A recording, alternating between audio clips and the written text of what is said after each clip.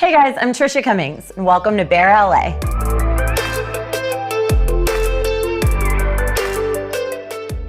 How did addiction affect your sex life? Was it better? Was it worse? Was it kind of a mixture of things? I've always been in my head about sex before any of the addiction issues, before any of the drug issues. Like I'm a heady motherfucker. That makes sexual interactions very difficult. That's what the drinking was for, to get past that shit. So for the time when the period where I was drinking, I was just drinking, before the drugs really started playing a big role, it actually was very helpful. It was beyond helpful. It's like it's a social lubricant. What becomes unhelpful is when you enter drugs into the equation, right? As soon as you start doing cocaine, now you're not only adding cocaine's elements to your physiology, but now you're also drinking more, which drinking, again, has its statute of limitations. Which you can't feel when you're... Exactly. And so now you're passing that limit. You've passed the threshold of usefulness for, sexual relationships with alcohol. You've entered cocaine in the mix. So now, it absolutely thwarts the process, right? So I remember there was one time it was a New Year's Eve. I was with a girl and we were getting naked and we were about to have whatever we were gonna have relations, and she's like, hey, do you have a condom? And I laughed. I'm like, oh, we're not having sex. This isn't gonna happen. I'm sorry, we're gonna make out. This will be great. But no, there's no chance. She didn't find it as funny as you find it. But honestly, I'd love to say that was only one occurrence, but that happened multiple times where girls you eventually find yourself in a bedroom in a bed and you're all undressed and you're making out, it's fine. And the girl's like, cool, what about it? I'm like, oh, I should have told you. It's not working, it's closed for business tonight. I'm just gonna be making out with you and kissing you. Sorry. It was absolutely a roadblock to sexual relationships, which means it's also a roadblock to relationships, right? Because physicality and intimacy is a big part of that. And if you can't engage in that, and you can't engage with someone on a sober level at some point, there's no building blocks for anything. You know what I mean?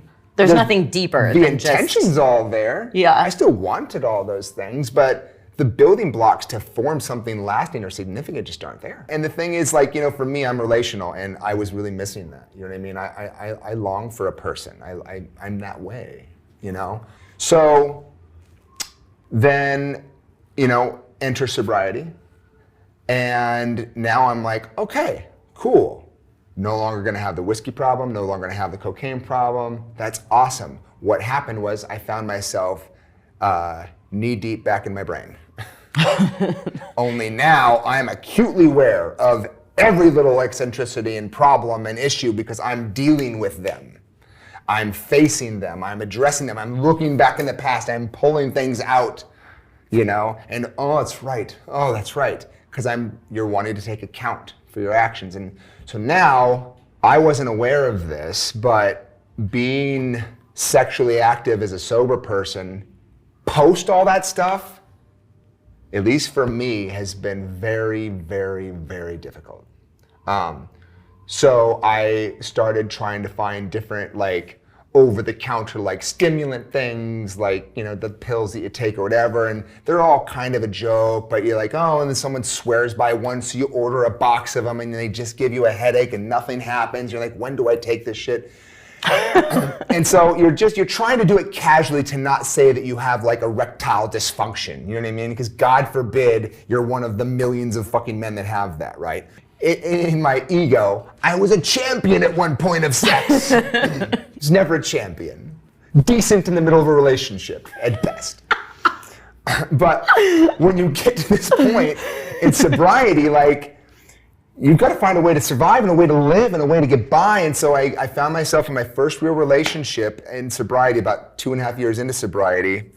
And sex was incredibly difficult. This person was gorgeous, and she loved me, and we really had a real thing forming, but sex was just impossible. You know what I mean? It's and I didn't know what to ascribe it to. I felt maybe I'm just not attracted to her in that way, but I am in this way. But none of it really made sense, you know what I mean? And then she sort of encouraged me, like, just get on medication, get on these pills. And like, I just couldn't do it. My pride couldn't do it right away. You know what I mean? It just felt like I felt less of a man. I felt like, well, I have never had a problem. The problem must be you.